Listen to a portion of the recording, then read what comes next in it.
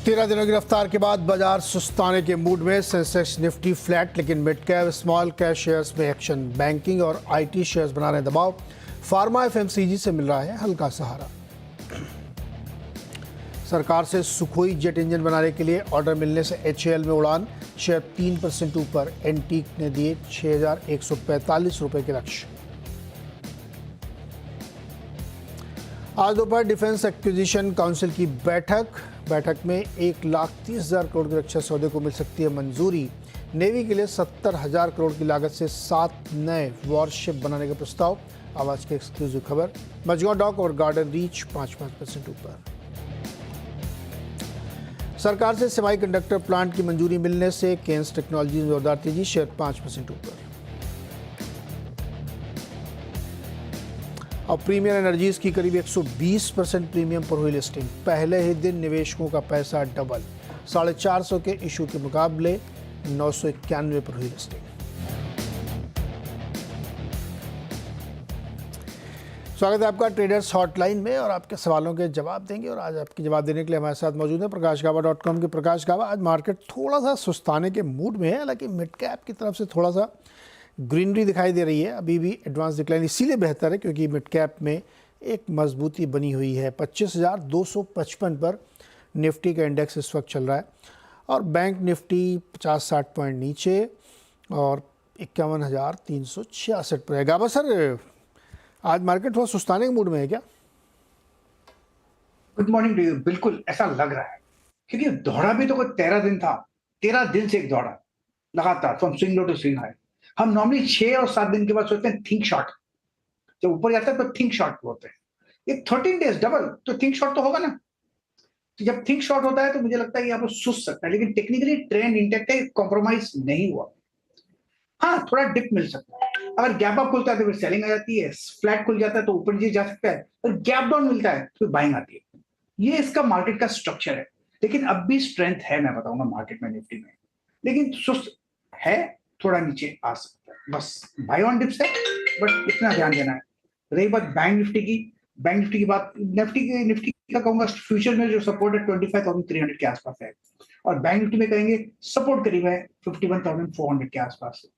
तो अब ट्रेड करा है 51,633 पर। फ्यूचर्स अप मूव ऑन है बस। लेकिन मुझे लगता है आज थोड़ा बैंक में स्ट्रेंथ नजर आती है। स्लो जा रहा है लेकिन थोड़ी स्ट्रेंथ नजर आती है। सर, डिफेंस में कोई स्टॉक पसंद है क्या आपको? आपने 2 स्टॉक अभी नाम ले लिए आपने, मस्को डॉक जो मैंने क्लाइंट्स को रेकमेंड किया है, और गार्डन रीच गया। बस ये दोनों ही स्टॉक मुझे अच्छे लगते हैं वाकई में, और एचएएल तो डेफिनेटली है। तो स्टॉक्स मेरे ख्याल से डिफेंस में ये तीनों स्टॉक्स अच्छे हैं, एचएएल, मस्को डॉक और गार्डन रीच शिपयार्ड। ओके, तो ये तीनों डिफेंस का आज प्ले है। क्योंकि खबरें हैं तो बहुत अच्छी तेजी बन रही है। चलिए सवाल लेते हैं। पहला सवाल विजय का है, हैदराबाद से हमारे साथ जुड़ रहे हैं। विजय जी नमस्कार, सवाल पूछिए। हेलो जी विजय, बताइए। हाँ sir, good morning sir. Sir मेरे पास जोमेटो है सर, 30 शेयर हैं, 260 की खरीदे सर, 3 महीने की व्यू से खरीदे थे। तो सर ये तो बहुत ज्यादा गिर गया, डाउन फॉल हो रहा है हैवीली। तो क्या इसका एवरेज कर लूं सर मैं? ओके, पूछते हैं अभी। प्रकाश सर, क्या इनको एवरेज करना चाहिए? 260 में खरीदिए, 250 आ गया है। अगर नजरिया 3 महीने 1-1.5 साल का जोमेटो में, तो फिर एवरेज कर सकते हैं, वरना थोड़ा रुकिए। अगर आपका शॉर्ट टर्म ट्रेडिंग का नजरिया है तो उस पर ध्यान मत दिए, नजरिया बड़ा कर दीजिए। है स्टॉक बढ़िया, इसका लेकिन काफी मूव बन चुका है, लेकिन अब भी अप मूव ऑन है, इतना कम बना है। तो डिप्स मिलेगी आपको, nothing to worry, continue holding it. Support में सिर्फ 3 महीने का। गाबा सर, इनका नजरिया 3 महीने का है। 3 महीना तो नहीं होना चाहिए, बड़ा देना चाहिए ना नजरिया, सिंपल। 3 महीने को छोड़ देना चाहिए, इसको 1 साल रखना चाहिए। ओके विजय, आपको 1 साल रखना पड़ेगा। आपको 3 महीने में ज़्यादा मुश्किल नहीं होगी। तो आप क्या रोकेंगे इसमें 1 साल? अच्छा, विजय से डिस्कनेक्शन हो गया। चलिए नेक्स्ट क्वेश्चन लेते हैं। प्रतीक वडोदरा से हमारे साथ जुड़ रहे हैं। प्रतीक नमस्कार, सवाल पूछिए। गुड मॉर्निंग सर, मैं वडोदरा से प्रतीक बात कर रहा था। मेरे पास गांधार ऑयल के 273 रुपीज के भाव पे 72 शेयर हैं सर। मैं इसका आगे का नजरिया जानना चाहता हूँ कि ये स्टॉक आगे फ्यूचर के लिए कैसा है। कितना आगे का? सर इसमें लॉन्ग टर्म होल्ड कर सकता हूँ। अभी इसमें होल्ड करना है या इसको सेल कर देना है सर?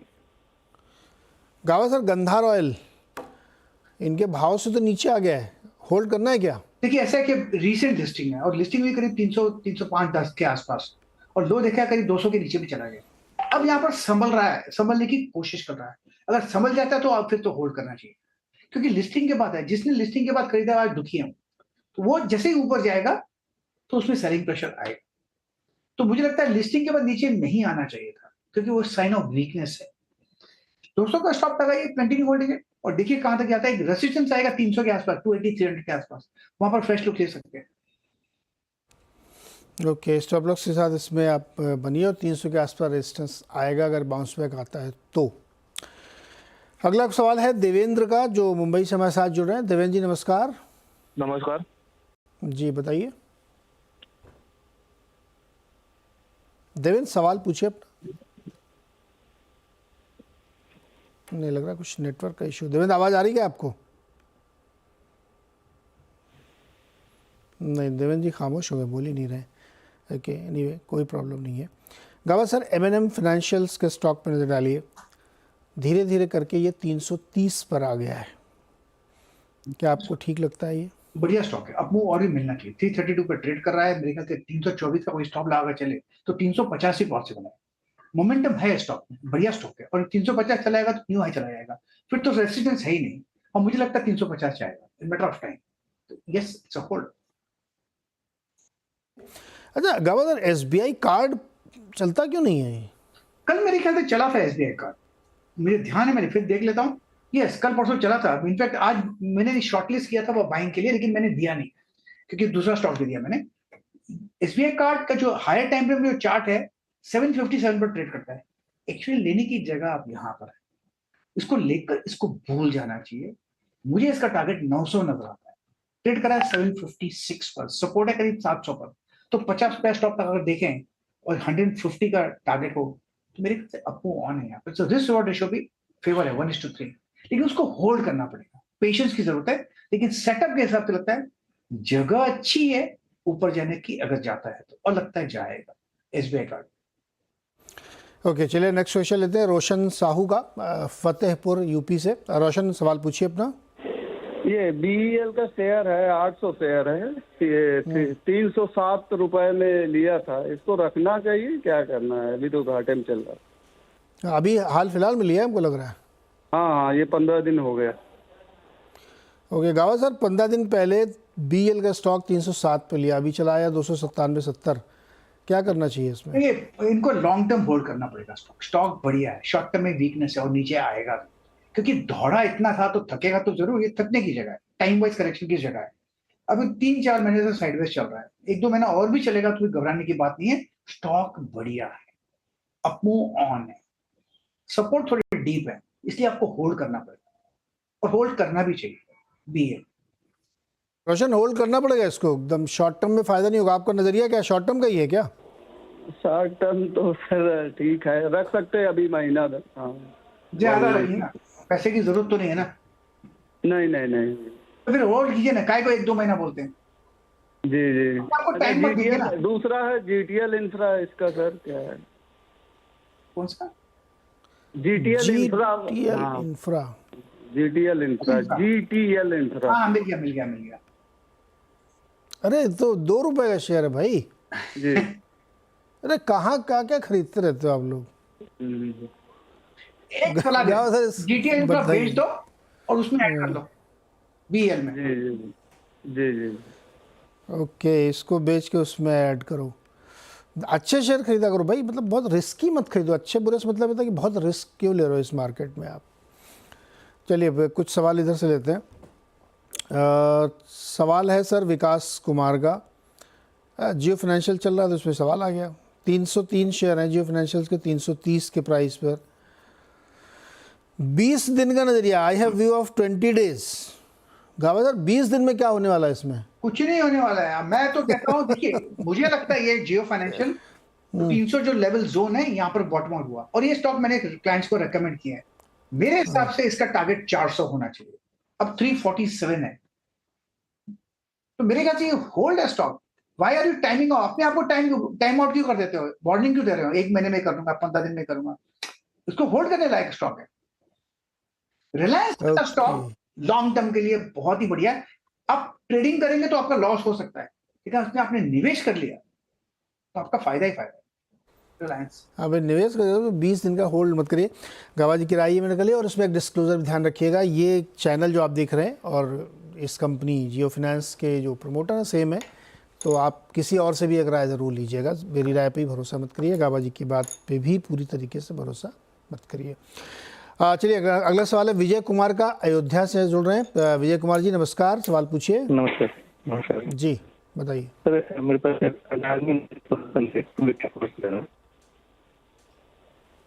अडानी एनर्जी सॉल्यूशंस के 284 शेयर 1222 के में जी कितने दिन तक इरादा रखते हैं आप इसको होल्ड करने का? 6 महीने। 6 महीने के लिए, ओके। गावा साहब 6 महीने के लिए लिहाज से अडानी एनर्जी सॉल्यूशंस मेरे ख्याल से होल्ड ही करना चाहिए। देवभूमि से इनको होल्ड करना चाहिए। अडानी एनर्जी सॉल्यूशन ट्रेड करा है 1029 पर, थोड़ा 4000 के ऊपर दिखा था, फिर नीचे लोअर लेवल देखकर 1000 के आसपास में नीचे चला गया था। होल्ड कर रहा है, यहाँ पर होल्ड कर रहा है, तो थोड़ा वक्त दीजिए। मुझे लगता है जब 1500 चला जाए वहां पर प्रॉफिट बुक कर सकते हैं। मुझे लगता है जाएगा वहां पर 1500, लेकिन उससे वक्त लगेगा। अब 1000 खरीदेगा तो मतलब 50% यहाँ से आपको मिल सकता है, लेकिन काफी वक्त लगेगा उसके लिए। ओके, समय देना पड़ेगा। तो ये 1500 तक जा सकता है। 1500 में जब जाए तो आप प्रॉफिट बुक करिएगा, लेकिन समय देना पड़ेगा आपको। नेक्स्ट क्वेश्चन है मुकेश सियाल का, फरीदकोट से, लेकिन नहीं फरीदकोट ही, फरीदाबाद से। मुकेश अभी जुड़े नहीं है हमारे साथ। मैं दूसरा क्वेश्चन लेता हूँ सोशल मीडिया से, बहुत सारे लोग पूछ रहे हैं।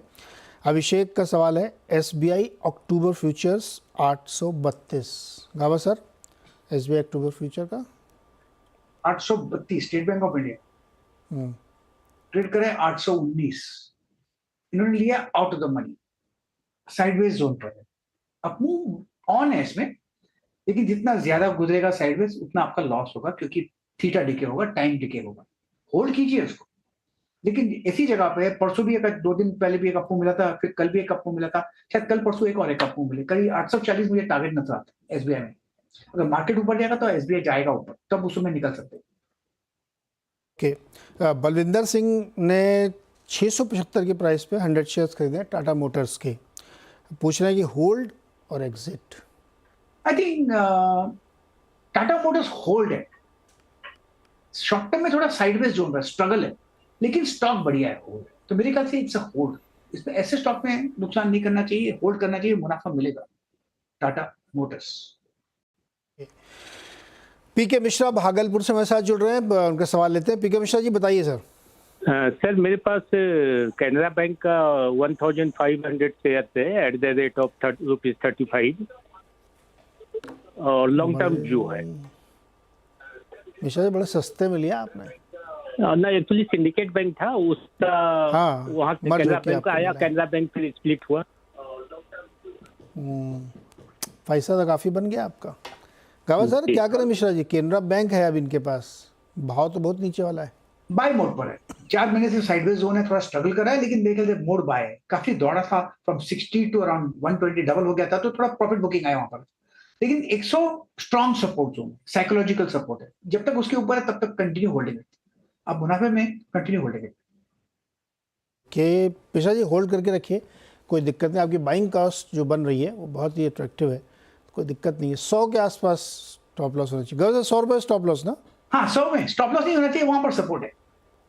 ओके, 100 रुपये पे सपोर्ट है, स्टॉप लॉस मत लगाइए, आपकी काफ़ी नीचे कॉस्ट है। चलिए इसके बाद छोटा सा एक ब्रेक, और ब्रेक के बाद कुछ और सवाल। एक बार फिर से आपका और अब बातचीत करेंगे। एक बहुत ही इंटरेस्टिंग कंपनी आज बाज़ार में आई है और उसका बाज़ार ने बहुत ज़बरदस्त वेलकम किया है। कुछ घंटे पहले, कुछ घंटे का, 1 आध घंटे पहले लिस्ट हुई है प्रीमियर एनर्जीज़। ये कंपनी सोलर पैनल और सोलर सेल बनाती है। ज़बरदस्त रिस्पांस था और आप देख ही रहे हैं 93% की इस समय गेंस के साथ ट्रेड कर रही है। तो प्रीमियर एनर्जीज़ के मैनेजमेंट हमारे साथ जुड़ गए हैं। कंपनी के MD चिरंजीव सिंह हमारे साथ हैं। चिरंजीव जी बहुत बहुत स्वागत और बहुत बहुत बधाई आपको, शानदार लिस्टिंग। तो अब तो गाइडेंस वगैरह दे सकते हैं। अब आगे के प्लान्स क्या क्या नया करने वाले हैं? इन्वेस्टर तो अब ये सुनना चाहते हैं। अब तो आप उस बंधन से बाहर आ गए।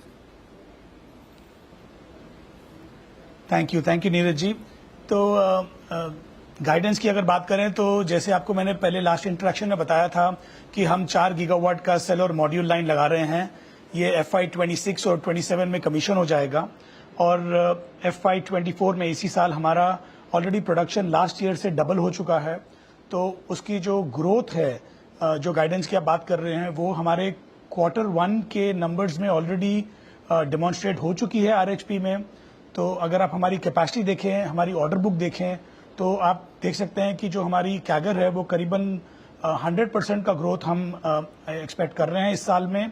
इससे हमारी ऑपरेशनल एफिशिएंसी भी बेहतर होगी और मार्जिन्स भी काफ़ी स्ट्रांग रहेंगे क्योंकि डिमांड बहुत स्ट्रांग है इस सेक्टर में।